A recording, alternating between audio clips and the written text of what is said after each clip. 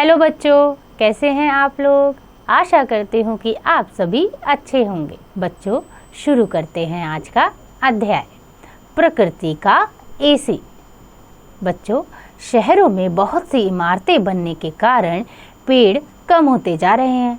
ऐसे में हमारा कर्तव्य है अधिक से अधिक पेड़ लगाकर पर्यावरण को सुरक्षित रखना। आपके विद्यालय के प्रांगण में कौन कौन से पेड़ लगे हैं, उनके नाम लिखिए।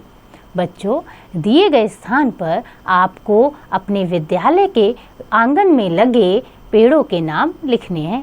बच्चों, आइए शुरू करते हैं आज का अध्याय, प्रकृति का एसी। छुक छुक छुक करती हुई रेलगाड़ी भागी जा रही थी। पेड़, खंबे, गाय भैंस, खेत, झोपड़ियां सब तेजी से भागते नजर आ रहे थे। रेलगाड़ी की गति धीमी होने लगी। शाम के 5 बजे रेलगाड़ी स्टेशन पर आकर रुकी। स्टेशन पर मामा जी इंतजार कर रहे थे। राघव माँ के साथ गाड़ी से नीचे उतरा। मामा जी ने माँ के हाथ से सूटकेस ले लिया और राघव का हाथ पकड़कर कार तक आए। सब कार में बैठकर चल दिए। कार खेतों के बीच बनी सड़क पर चल रही थी। राघव बोला, मामा जी, गाड़ी में एसी नहीं चल रहा है, फिर भी कितनी ठंडी हवा आ रही है। यह सुनकर माँ बोली, हाँ बेटा, गांव में इमारतें कम और हरियाली अधिक है, इसलिए यहाँ की हवा ठंडी होती है। नानी घर के बाहर खड़ी इंतजार कर रही थी। राघव दौड़कर नानी से लिपट गया। सब घर के अंदर आ गए। नानी का घर बड़ा और हवादार था। घर के सामने सुंदर बगीचा था। पीछे पीपल, नीम और आम के वृक्ष थे।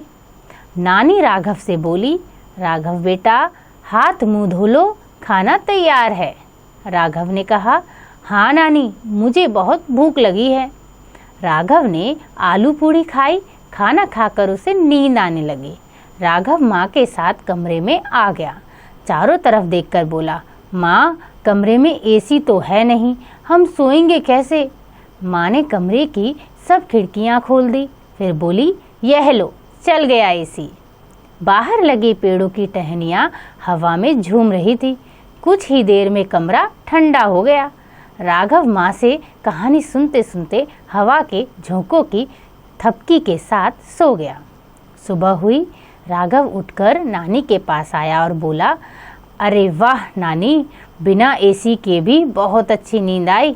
नानी हंसकर बोली, हाँ बेटा, घर के आसपास इतने पेड़ जो हैं, पेड़ों की घनी छाया सूर्य की गर्मी को रोक लेती है, जिससे घर की दीवारें गर्म नहीं हो पाती। यही कारण है कि घर ठंडा रहता है। शहरों में पेड़ों की कमी है, इसलिए वहाँ बिजली से चलने वाले एसी या कूलर लगाने पड़ते हैं। गांव में पेड़ ही एसी का काम करते हैं। राघव माँ से बोला, माँ, हम भी अपने घर के आसपास एसी के पेड़ लगाएंगे। राघव की बात सुनकर सब हंसने लगे। राघव नाश्ता करके मामा जी के साथ गांव घूमने गया। गांव में हरे भरे लहराते खेत थे। बरगद के पेड़ की छाया में एक कुम्हार मिट्टी के बर्तन बना रहा था। स्त्रियां कुएं पर पानी भर रही थी। पेड़ों की मजबूत टहनियों पर झूले लटके थे, उन पर बच्चे झूल रहे थे। राघव भी उनके साथ खूब झूला। राघव को गांव अच्छा लगा, वह बहुत प्रसन्न था। देखा बच्चों, कितनी अच्छी कहानी थी। कहानी में बताया कि हमें अपने घर के आसपास खूब सारे पेड़ लगाने चाहिए, ताकि उसकी ठंडी हवा का आनंद हम ले सकें। बच्चों, इस कहानी से हमने सीखा, गांव का वातावरण शुद्ध और शांति में होता है। वहाँ किसी प्रकार के कृत्रिम साधन की आवश्यकता नहीं होती। आशा करती हूँ कि आपको ये अध्याय समझ आ गया होगा। इसका अभ्यास आप स्वयं कीजिएगा।